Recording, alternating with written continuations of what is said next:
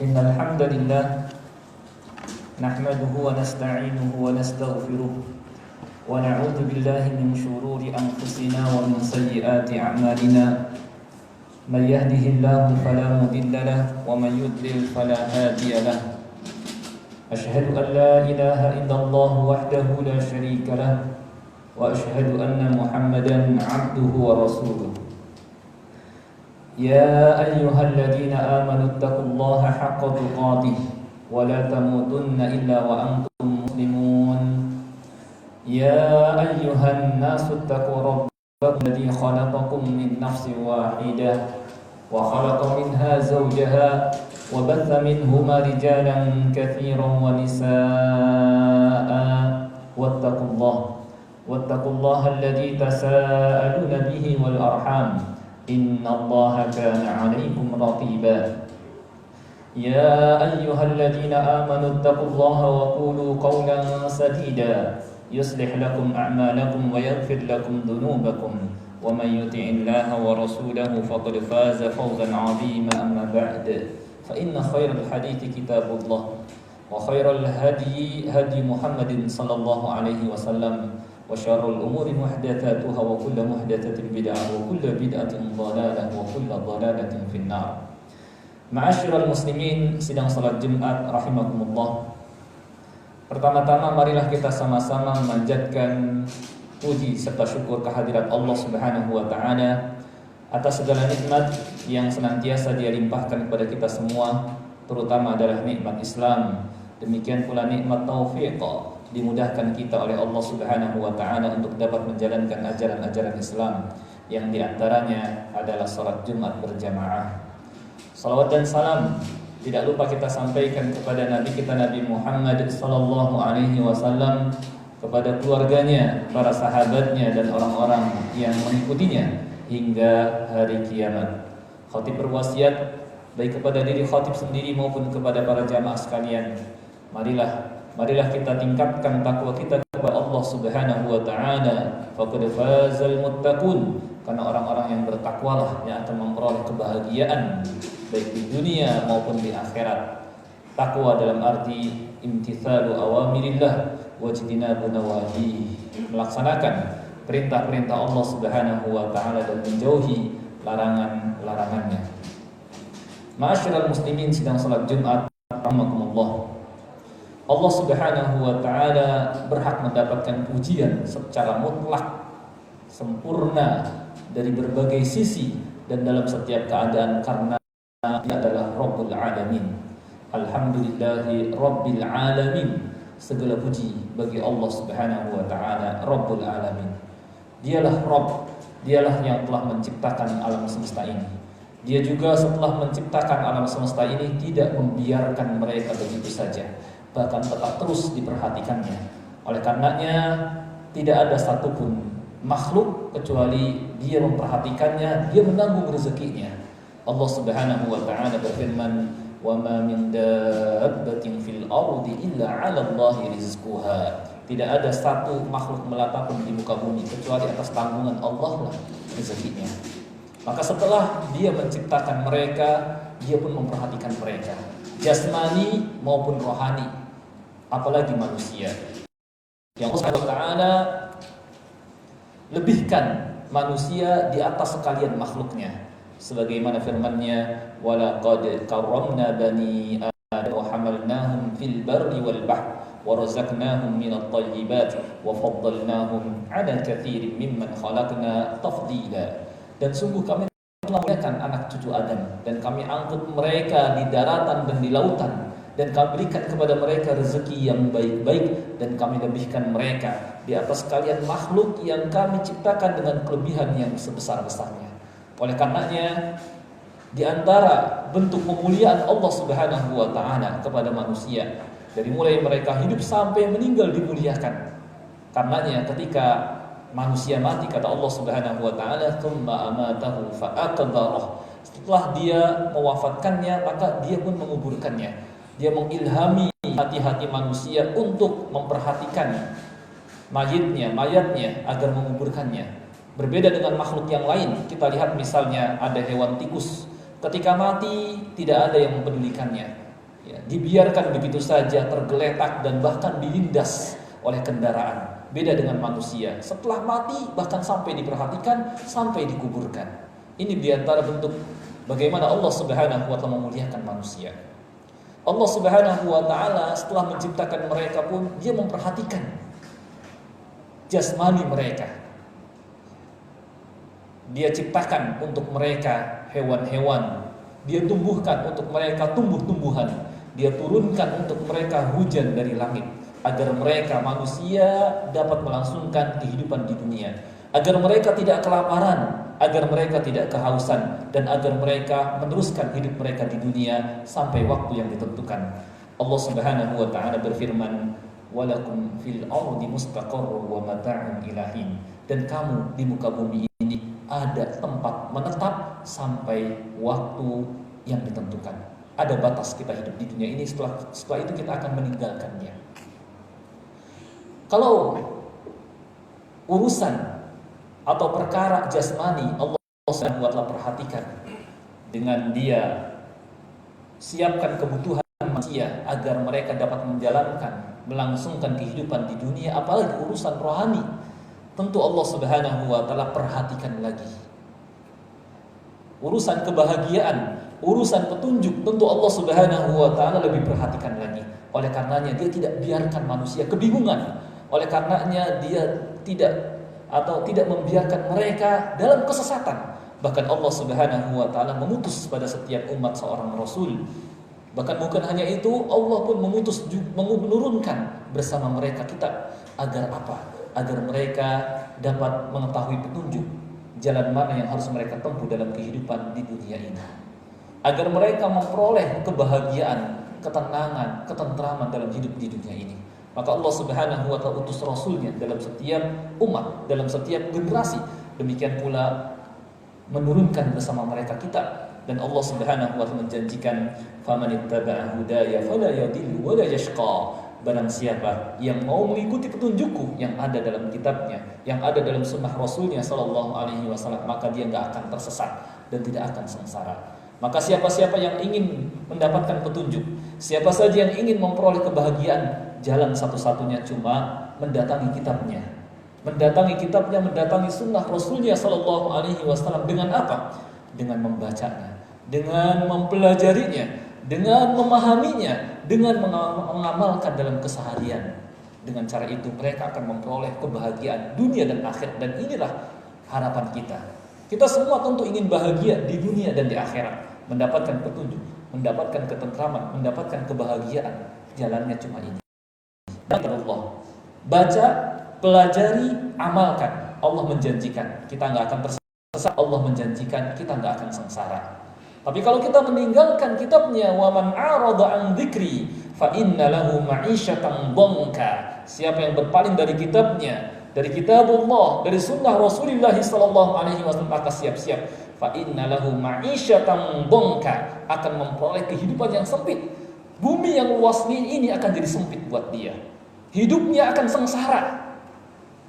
Fa inna lahu ma'isyatan dhanka wa nahsyuruhu yaumal qiyamati a'ma. Dan kami akan kumpulkan dia nanti dalam keadaan buta. Dan Allah Subhanahu wa Ta'ala akan sengsarakan dia dunia dan akhirat kalau kita berpaling dari kitabnya. Akan tetapi kalau kita lihat kenyataan manusia di zaman sekarang, banyak yang telah meninggalkan kitab mereka. Banyak yang telah meninggalkan kitab Allah. Sehingga Rasulullah sallallahu alaihi wasallam sampai ngadu sebagaimana tertera dalam Al-Qur'an sejak dahulu. Wa qala ar-rasul ya rabbi inna qaumi ittakhadhu hadzal qur'ana mahjura. Rasul mengadu, ya Rabbi, sesungguhnya kaumku telah menjadikan Al-Qur'an ini yang merupakan petunjuk dan sumber kebahagiaan mereka tinggalkan, menjadi sesuatu yang ditinggalkan. Oleh karenanya dalam umat-umat terdahulu terdapat pelajaran, ya. Mereka pun akhirnya sengsara. Maka tidakkah kita mengambil pelajaran, ya, bahwa kalau kita meninggalkan kitabullah kita bakal sengsara, ya. Telah banyak bukti di hadapan kita dan sejarah telah mencatat bagaimana orang-orang yang meninggalkan kitabullah mendapatkan kesengsaraan. Tidakkah kita mengambil pelajaran?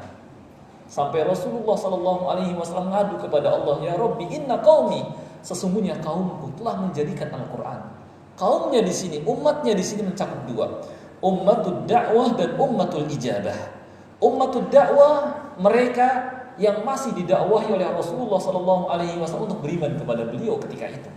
Seperti halnya orang-orang kafir, orang-orang musyrik, ya.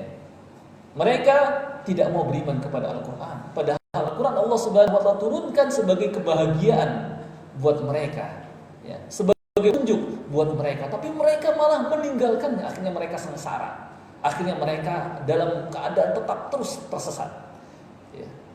Kalau mereka wajar, dalam artian karena mereka tidak beriman. Kalau mereka dalam keadaan seperti itu. Tapi ada lagi ummatul ijabah, umat beliau sallallahu alaihi wasallam yang mengaku beriman kepada beliau, beriman kepada Al-Qur'an yang beliau bawa, tapi tidak mau memperhatikannya, tidak mau mendatanginya, malas untuk mempelajarinya, apalagi mengamalkannya. Ini sangat tidak wajar. Sudah ngaku sebagai umat beliau, beriman kepada Al-Quran yang beliau bawa, tapi malah meninggalkannya. Dan kenyataannya seperti ini. Banyak di antara kita yang meninggalkan Al-Quranul Karim. Al-Quran jarang dibaca, ditaruh dalam lemari sampai berdebu, sampai bulukan misalnya, ya, menunjukkan tidak pernah dibaca. Tapi lihat, ya, alat-alat, ya, seperti sekarang handphone, ya, dengan berbagai fasilitas yang ada, media sosialnya dan berbagai media di sana, internet dan lain sebagainya, dia baca berita, diikuti setiap hari. Media sosial, pesan-pesan manusia dibaca, diperhatikan, diikuti. Sedangkan Al-Quranul Karim jarang dibaca, ya. Padahal ini sumber keberuntungan, sumber kebahagiaan, sumber kejayaan mereka. Tapi mereka malah tinggalkan, ya. Media sosial dengan beraneka macam namanya. Ada WhatsApp, ada Facebook, ada Twitter. Dia baca, dia ikuti terus perkembangannya setiap hari. Tapi Al-Quranul Karim jarang dibaca. Orang yang seperti ini akan menyesal dan rugi, ya, di alam kubur dan di akhiratnya. Dia akan berkata, ya, Rabbirji'un, ya Rabbi, kembalikan aku ke dunia. La'alli a'malu salihan fima taraktu, agar saya beramal saleh di antara membaca Al-Quran yang telah saya tinggalkan, ya. Tapi kalau sudah masuk, ya, ke alam kubur, sudah meninggalkan dunia ini, maka tidak ada ceritanya Allah Subhanahu wa Ta'ala mengembalikan lagi ke dunia untuk memberikan kesempatan beramal saleh, membaca Al-Quran. Maka mumpung Allah Subhanahu wa Ta'ala masih memberikan kepada kita kesempatan hidup di dunia, manfaatkan dengan banyak beramal saleh, yang diantaranya adalah membaca Al-Quranul Karim. Kalau kita ingin pulang menghadap Allah Subhanahu wa Ta'ala, membawa bekal yang banyak agar kita bahagia, agar kita tenang nantinya. Maka insya Allah khatib akan menyampaikan, yakni sedikit terkait dengan keutamaan mendatangi Al-Quranul Karim, membacanya, agar kita termotivasi untuk terus membaca Al-Quranul Karim. Aku qouli hadza wa astaghfirullahal azim li wa lakum.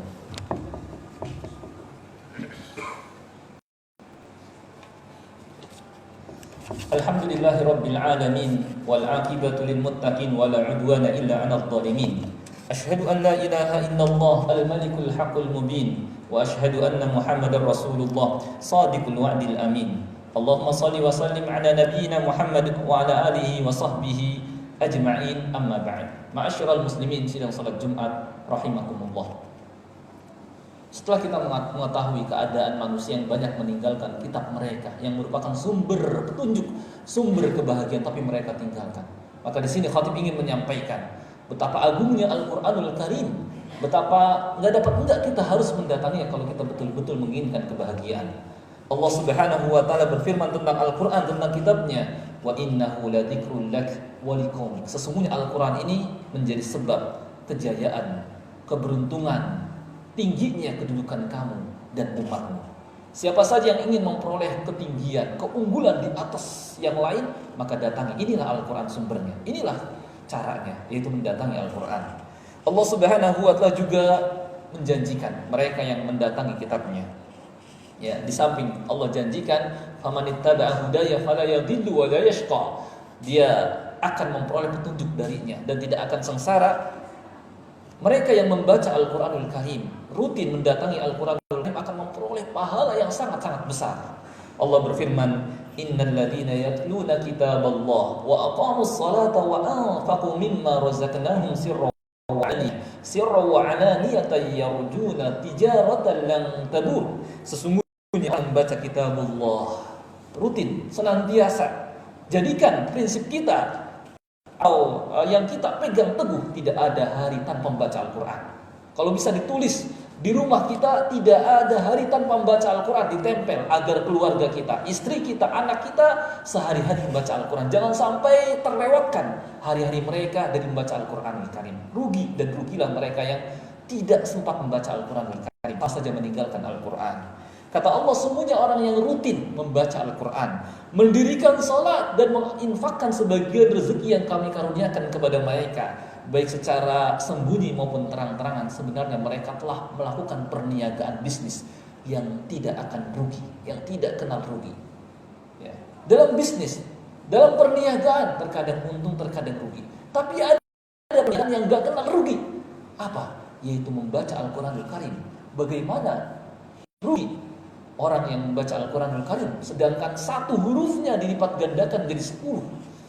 Apalagi kalau dia membaca satu ayat, beberapa ayat, satu halaman, beberapa halaman, satu lembar, beberapa lembar, tentu dia akan memperoleh banyak pahala dari Allah Subhanahu wa taala. Rasulullah sallallahu alaihi wasallam bersabda, "Man qara'a harfan min kitabillah falahu bihi hasanatu bi asyri amsalha la aqulu alif lam mim harfun walakin alifun harfun wa lamun harfun wa mimun harfun."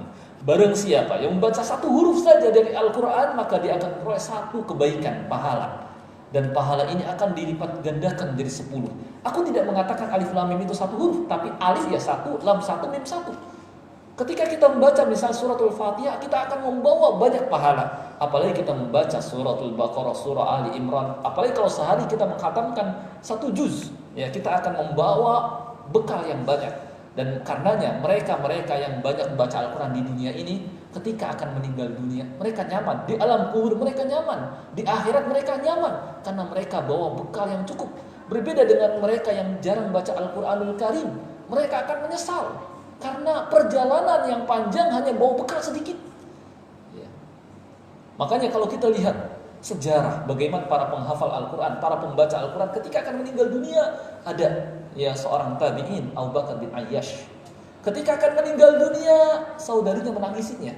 Tapi kata Abu Bakar bin Ayyash, "Kenapa kamu nangis? Apa kamu nggak tahu saya menghatamkan Al-Quran di pojokan rumah ini 18.000 kali menghatamkan Al-Quran. Bandingkan kita dengan mereka.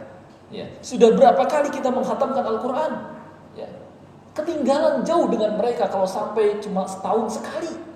Kalau sampai beberapa tahun baru sekali khatam, ketinggalan jauh. Tertinggal sekali mereka dengan ketinggalan sekali kita dengan mereka. Mereka sudah jauh, kita masih di sini, ketinggalan jauh dengan mereka. Ya. Maka kalau ingin mengejar mereka, perbanyaklah membaca Al-Quran. Sempatkan membaca Al-Quran di dalam keadaan kita bisa membaca Al-Quran ketika di kendaraan, ya. Kita bisa membaca Al-Quran di rumah, kita bisa membaca Al-Quran di masjid. Ya, sempatkan dan berikan contoh kepada manusia agar mereka juga menyibukkan dengan Al-Quran. Jangan kita minder, jangan kita malu menampakkan ke tengah-tengah manusia membaca Al-Quran. Karena mandala ala khair falahu mithlu ajri fa'ili. Siapa yang menunjukkan orang lain kepada kebaikan, dia akan dapatkan pahala seperti orang yang melakukannya. Dengan kita membaca di tengah-tengah manusia, dengan maksud agar mereka beralih membaca Al-Quran daripada membaca media sosial misalnya, ya, kemudian mereka mengikutinya. Baca Al-Quran misalnya ketika kita di kendaraan, ketika kita di kereta, ketika kita di bis. Tunjukkan ke tengah manusia kita sedang baca Al-Quran. Bukan riya, tapi ingin memberikan contoh agar manusia menyibukkan diri dengan kitabullah. Maka kita akan dapatkan pahala karena menunjukkan orang lain kepada kebaikan ketika mereka orang-orang pada mengikutinya. Yang sekarang banyak ditinggalkan dan banyak manusia malu. Sedangkan orang-orang kafir, mereka berani menampakkan kitab mereka yang jelas-jelas sudah dipalsukan oleh mereka. Kita yang hak, yang murni, la ya'tihil batilu min baini yadayhi wala min khalfi tanzilu min hakimin hamid. Kenapa kita malu menampakkannya? Dan yang terakhir, Rasulullah sallallahu alaihi wasallam bersabda, "Yuqalu li sahibil Qur'an iqra wartaqi warattil kama kunta turattilu fid dunya, fa inna manzilataka inda akhir ayatin taqra biha." Akan dikatakan kepada pembaca Al-Quran, bacalah dan naiklah dan tartilkanlah sebagaimana engkau membaca dengan tartil ketika di dunia, karena kedudukanmu sejauh engkau sanggup membacanya. Maka siapa di antara kita yang ingin kedudukannya di sisi Allah Subhanahu wa taala tinggi di atas kalian manusia, hafalkanlah Al-Qur'an, bacalah, ya, perbanyaklah membaca Al-Qur'an, maka kedudukannya akan tinggi di hadapan Allah Subhanahu wa taala nanti pada hari kiamat. Ini saja mungkin yang bisa kita sampaikan, mudah-mudahan bermanfaat. Kita minta kepada Allah Subhanahu wa taala agar Dia memudahkan kita mengisi waktu-waktu kita dengan memperbanyak membaca Al-Qur'anul Karim.